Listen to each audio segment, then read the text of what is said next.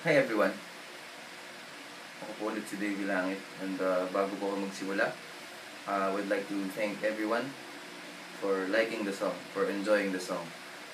I am extremely blessed po. Salamat po sa pakikinig at supportan niyo. So, with that being said, marami akong na-receive ng mga questions tungkol sa chords ng kanta, tungkol sa anong atake ba yung ginamit ko nung tinugtog ko yung kanta. So, ito na po yung selfie song tutorial. So, sana po makatulong po ito sa pagtugtog ninyo ng kanta.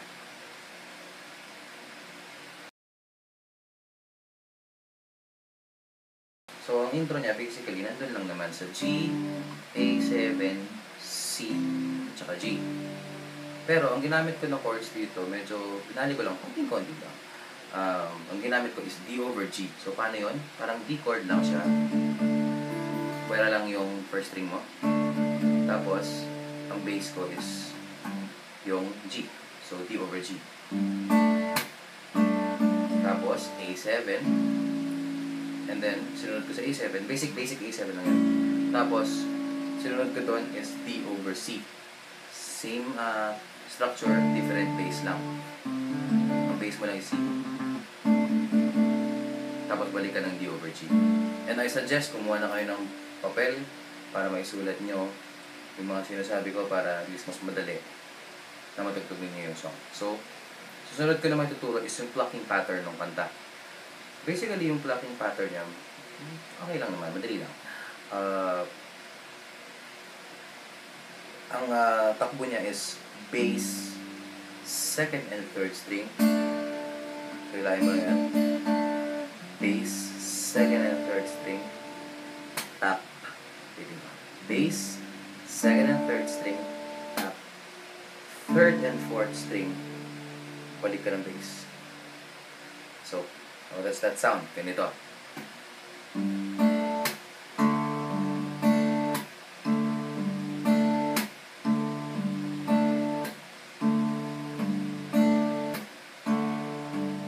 Real time.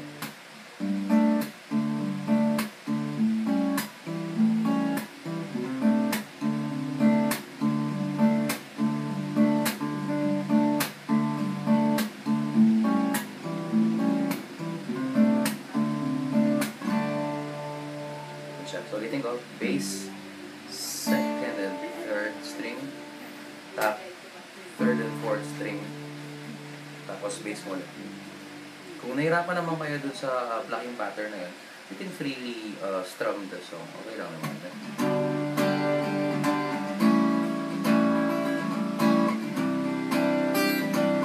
I think that's gonna make you play the song easier. Dun tayo. Okay? Right, so yung verse part at intro part, parehas lang naman ang tinatakbuhan niya. Nandun lang tayo sa D over G, A7, D over C, tapos D over G ulit. So, nandun naman, tinuro ko din kanina yung plucking pattern. Ngayon, pupunta naman tayo dun sa refrain part ng kanta.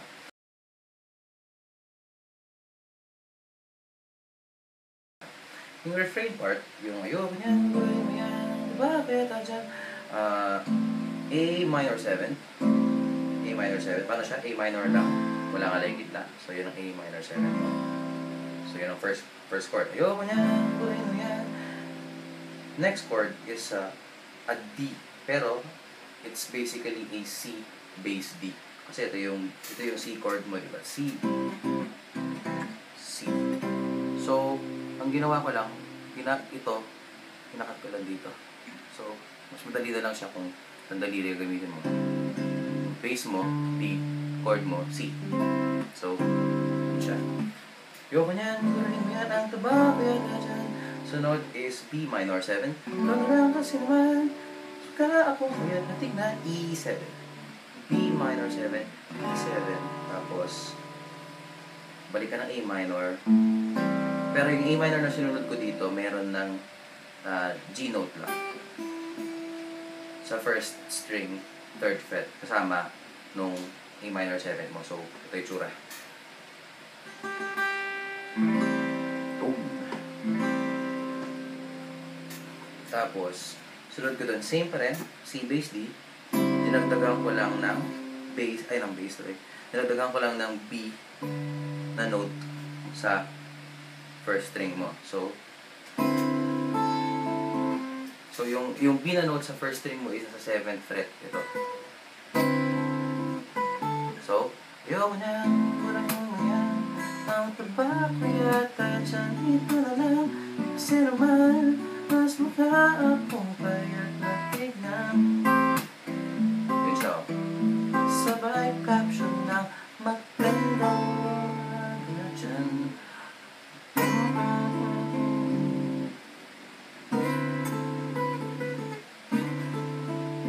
Tapos D augmented. Paano yung D augmented?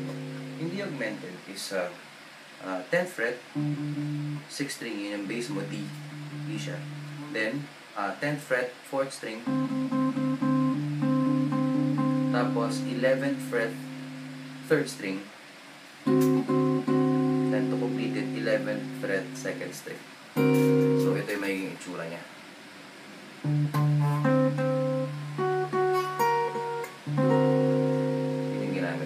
Sa end ng verse. So, ulitin ko. A minor, 7. C over D. B minor, 7. E7. Tapos yung A minor na meron lang G na nakasabit doon. Tapos yung C over D mo na may B. Balik naman yung hahammer ka lang sa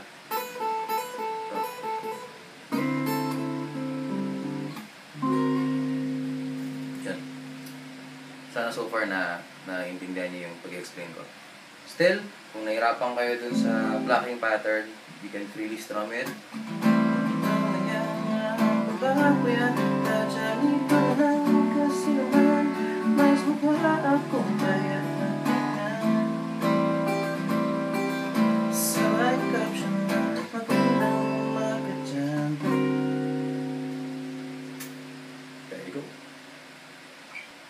Next up, tuturo ko naman yung chorus part. So, manggagaling tayo rin sa kung ito nga ang iyong trip. Nasa, A minor pa rin tayo, A minor 7. Tapos, sige lang baby, click ka lang ng click. Papatayin nyo lang yung tunog doon. Sige ang iyong trip. Sige lang baby, click ka lang ng click. Same chord C over D yun. So, click ka lang ng click. Tapos, chorus. At mag-selfie, selfie, selfie. C major 7. Pwede rin yan. Okay lang. Pero, pag ginamit ko dun sa recording is this one. Then, C minor 7. Tayo pag may time. Ipakita sa mundo, B minor. Ipakita sa mundo. Tapos, D minor, G augmented. Reading ko. Selfie, selfie, selfie, selfie. Tayo pag may time. Ipakita sa mundo, B minor 7. Ang maganda mong smile. D minor 7, G augmented. Yung augmented mo dito, parang hindi mo rin dito. Pero, binase mo lang yung G. So, nasa baba ka. So, real time. Selfie, selfie, selfie, selfie tayo pag may time. Ipakita sa mundo, ganda mong smile. Next part, same halos. I don't know kung bakit ito yung ginamit ko dun sa pangalawang part ko, pero still the same. It's C major 7. C minor. Pero kung gusto niya rin, ganun na lang gawin, ito yung ginamit kong C major 7 doon sa susunod na part ng verse. I know, I'm crazy sometimes. Basically, C major 7 siya. Andun lang ako. 2nd string, 3rd fret, and then 3rd string, 4th fret kasama. Tapos, ang C minor ko is to. So, adjust lang yung kamay. Pero kung huwag nyo nang pansinin to, dito lang kayo C minor, okay lang din naman siya. Ang pagmatay, ang pagiging maganda, B minor, At pogi rin of crime, E7. Tapos yung selfie din pag may time is A minor, C over D. Tapos balik ka dun sa intro. So ulitin ko, C major 7, C minor 7, E minor 7, D minor 7, G augmented. Tapos C major 7, C minor 7, E minor 7, E7. Tapos yung last is selfie din pag may time is A minor, C over D. Tapos balik ka ng intro. Still, kung hirap pa rin tayo dun sa blocking patterns, strum it. Then, after ng chorus, verse ulit, pupunta ka ng bridge, di ba? So, ang pick up tayo dun sa selfie din pag may time. So, G. O, di mo kailangan is B minor. That's the basic B minor. Di mo kailangan ng approval ng iba. C9. So, B minor, C9, tapos A minor, B, G. Kantayin ko. Di mo kailangan ng approval ng iba upang malaman mong ika'y maganda. Ang pagkakastrum ko lang doon, medyo laid back lang yung approach, parang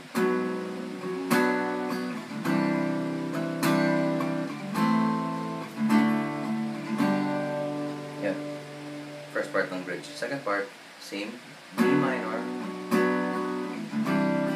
C9, A minor, 2 bars na A minor mo, tapos D, break. Ulitin ko, B minor, C9, A minor, D, G,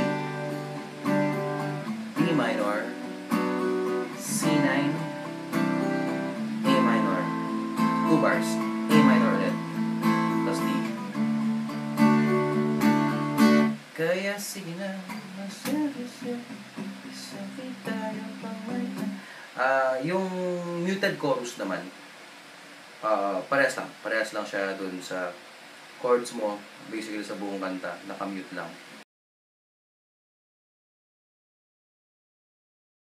Okay, dun naman tayo sa extra part, diba? After na nung yung chorus na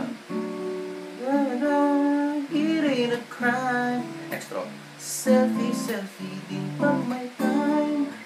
Okay, dun tayo. So, A minor 7, selfie din, C over D, yung kanina, C over D, selfie din pag may time, B minor 7, E7. So pa, selfie din pag may time. Next na ikot, parehas lang, selfie din pag may time. Nag-E augmented ulit ako doon sa recording, pero kung preference yun na yun, gusto nyo gamitin. Pero, basically, yun din siya. A minor, D, or C over D. Tapos, B minor, pwedeng E7 lang gamitin nyo rin. But if you really wanna play kung paano ko ginawa doon sa recording, so, ito yung ginamit ko for E, augmented. Pare-pares lang yun. Para hindi kanina. Ito yung... Tapos, ending is selfie din on my time. A minor, C over D, D over G, or G. Yan siya. So, I hope nasundan nyo kung paano ko na-explain sa inyo. Kung hindi nyo pa rin nakuha, get a piece of paper, i-rewind nyo lang yung video, and try nyo isulat lahat. And I hope makatulong yung mga sinabi ko para matugtog yung pang maigi yung selfie song.